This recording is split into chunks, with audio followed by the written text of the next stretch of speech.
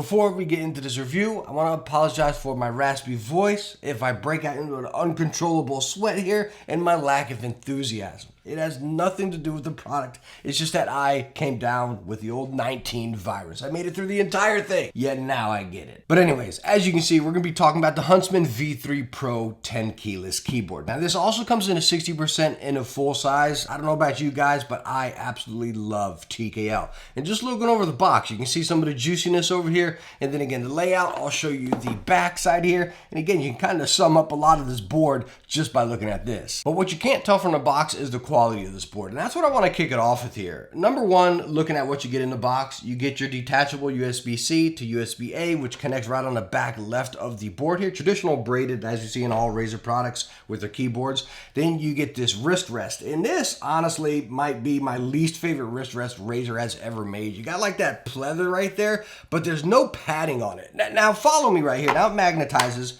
bam, right on like that. Why? I say it's my least favorite, but it also plays really nice into the ergonomics because when you're using the wrist rest, it just flows. Again, with this one not being like a big pillow top like Razer has made before, where your wrist is all the way up here, raised up. Now it kind of sits down there and just makes that nice flow off. So I guess there's a pro and a con, but as far as just using it as like a typing wrist rest, it's my least favorite, but it's honestly probably the best one if you use a wrist rest for gaming. And taking a closer look at the keyboard, our keycaps are double shot PBT with a very mild grain on them. I really like them. They're not too slippery by any means, but you still got that nice little grip on it. As you see over here, you got your media controls and other multi-functions as well. Again, your volume dial, and they're all very, I don't know, are they metal? The volume dial's metal. Okay, but those buttons are plastic. Again, it just feels so good. And that also goes into the case of the board. As you see it right around here, the top case wrapping all the way around and it rolls around, right? So it's not just that metal, that top plate that sits down, it's actually enclosed into the case. As you see on the bottom, 2 levels of pop-out feet. Again, right over there is where USB-C connects. Then you got your rubber feet right there. I stated over and over, like, why don't companies put a rubber foot right here in the middle to prevent any of that other flex if you got any? I don't know. Again, you don't have any flex with this because, again, it is super solid. But I just wish companies would start putting that foot in the middle. But honestly, I cannot say it enough here. This keyboard is incredibly solid. The build is phenomenal. It is just...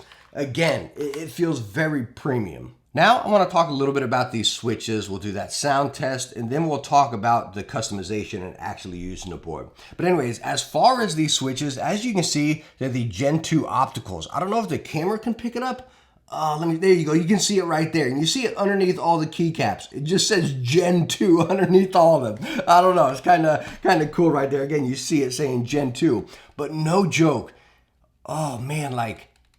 They are butter smooth, like no joke, absolutely butter smooth. Now, you still got a little bit of that shaking of these stabilizers across all of them, but of course, are you gonna be going like that with your keyboard? No, you're not. Now, one personal thing, again, gripe, again, this is all personal. This isn't against the product, but you all know I like flipping my spacebar around just because it has a nice ergonomic flow in my thumb. I can set my wrist on the desk and my thumb will just flow up to it. Well, when I do that here, the spacebar sticks a little bit. It doesn't like hold its position, but it feels like an overly lubed switch, if you know that kind of feeling. So unfortunately, I cannot switch around my spacebar, and I just don't like that lip kind of jamming into my thumb. I'm so used to it being flipped. But again, if that's personal preference. You might not even flip your spacebar.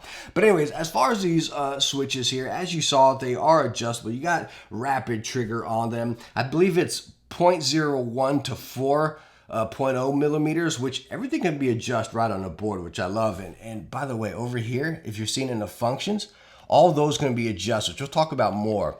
Quick settings as far as actuation and quick strike, which I absolutely love. You all know I love simplicity, and this board just does it, and that's one of the things I really love.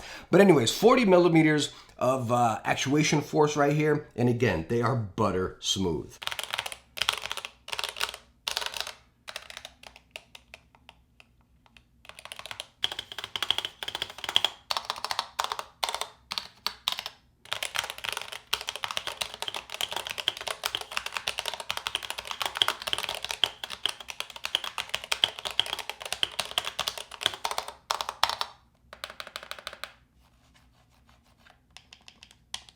Now I want to give you a quick sound comparison to my main keyboard being the Black Widow V4 75%. It's a little different. You got that dampening foam in here. They do not have the dampening foam in this one, and I believe that's because the optical switches. Again, they're down, so you get that foam and it's going to kind of bleed into them switches right there. It's going to interfere with that little beam going across. That's my guess. I'm not too sure, but again, the sound is clearly different. So listen up here.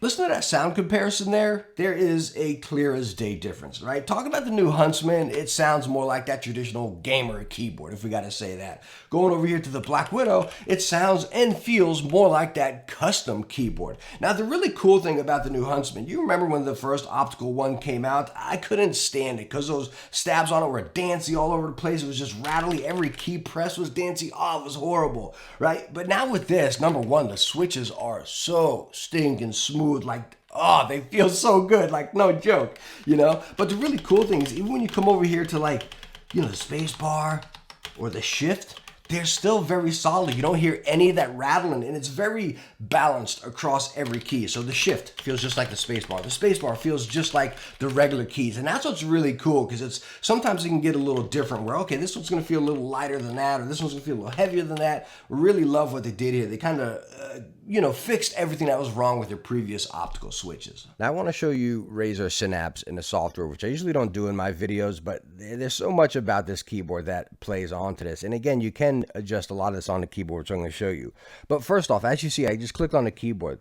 This is keyboard adjustments. You've made changes on the keyboard. Do you want to apply it from what you've done on the keyboard or what you have in Synapse, which is really cool. I love that. So again, if you're tweaking stuff and you really like your settings you've adjusted on the keyboard, it'll apply on here. But I'm going to put it into Synapse just so we can see it. Now you got your basic customization as far as your keys and stuff, save your profiles. Now these are the adjustments I showed you over there on the function keys, which I really love, which I'm going to show you something on that really cool here shortly. But you can set those just your quick sets.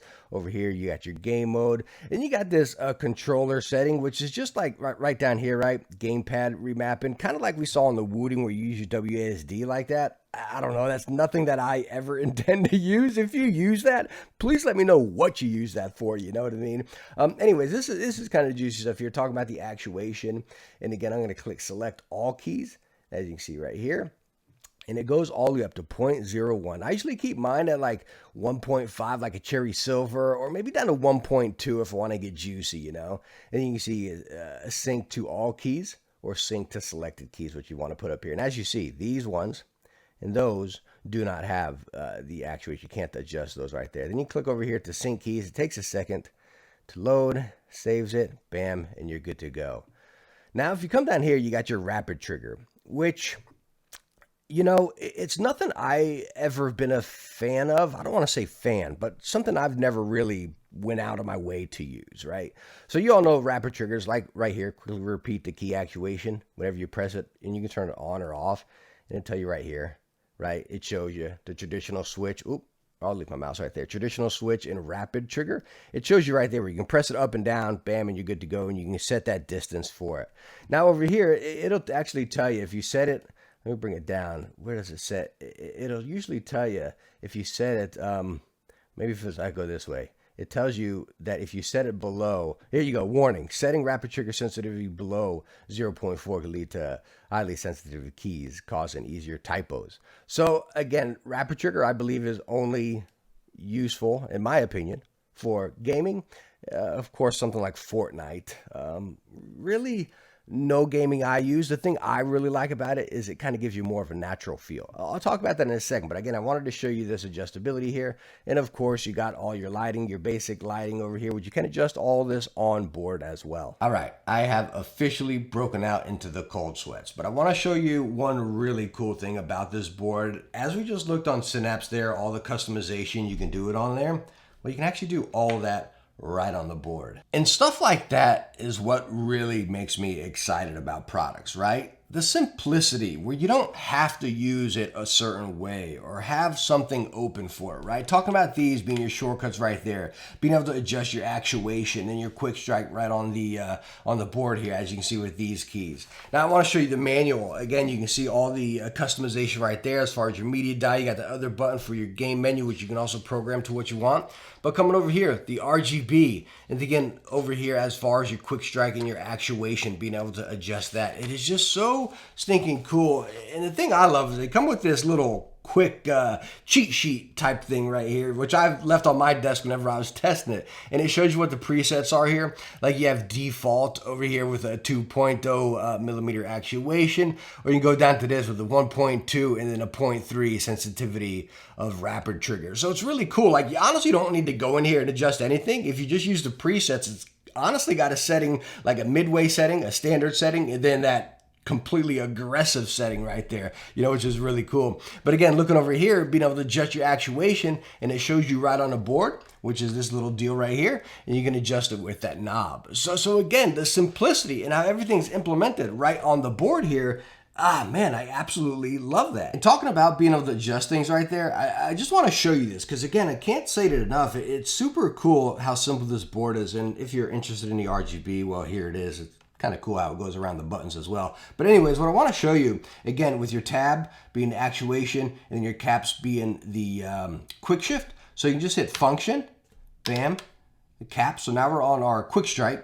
I said quick shift, and it comes up red up here, so you know you're in that mode. Anyways, down here, bam, do you see that dot moving over there, which you're just adjusting with the volume wheel? And then once you get it on what you want, we'll set it right there, function, caps. Now you come over here to function tab. As you see, it's red lighted again, and it's green over here. So now you know you are adjusting that actuation. Now, one thing I do wish, again, as you see it adjusting there, I kind of wish the numbers were down there. Hopefully you can see this in the dark, but as you saw in the quick sheet guide, it shows the numbers right there, which is kind of like, until you memorize it and you know what the halfway point is, you won't know what that quick strike or that actuation is. I don't know. Could have they even put that right there? It might have been too small. You wouldn't have been able to read it. So just keep the cheat sheet on your desk. So after looking over this keyboard, there's no denying it is a solid peripheral. And I love how Razer fixed the things from before and put it in here. What I honestly would like to see, as I stated before, is that dampening foam in it, just it having that softer feel and that softer press. But I don't know, maybe you competitive gamers, you kind of like that where it doesn't kind of feel a little softer. I'm not too sure. Let me know in the comments, you know. But again, I really love what they did right here. You know, the Wooting's real popular with this, with the 60% though. I don't know if they've come out with the TKL yet. Corsair's been really, everybody does rapid trigger and the adjustable switches now. All of the big companies, you know. And I think they all do it pretty good. They really do. SteelSeries, Wooting, Razer. Again, I love the implementation that Razer did here to make it very simple to use. I really like that. Now, I think the biggest thing you need to look at here, like as great as this is and as good as I'm saying it is it right for you? Because I'll tell you straight up, no, it's not going to stay on my desk. And that's not because it's a bad product. It's just not a product for me. This, the Black Widow V4 75% is still the board I would like to use. And I'm not a custom keyboard junkie. I don't do custom keyboards. You know what I mean? I enjoy them. I love using a good pre-built custom. That's what I really like. And again, this does everything I want. You got those yellow switches in there, which are still have a pretty fast actuation, 1.5 if I'm not mistaken. And it just, man, it feels so good, and I can flip my space bar. That's the biggest gripe. I can't flip my space bar. But again, after gaming on something like this for so long, coming over to that, I just can't do it. And of course, the other area that's going to make or break this product for you is going to be the price. And I'm looking right up on Amazon right here. This TKL comes in at $220. The full size is $250. The 60% is $179. And we talk about the 60% at $179. I believe that's exactly what the Black Widow V4 comes in at, you know? So again, are you going to utilize rapid trigger? Are you going to utilize the adjustable switches? Then it justifies it for you. Me personally, again, I'm not going to utilize that, and I'll stick to my Black Widow. So anyways, thank you so much for coming by for this review. Again, sorry about my condition here, but I've been using this, and I really wanted to share it with you guys while it was fresh in my mind here. So again, thank you so much for watching this. Hope I was able to help you out. If I was, please hit that thumbs up. Don't forget to subscribe, and I hope to catch you in the next one. Bye now.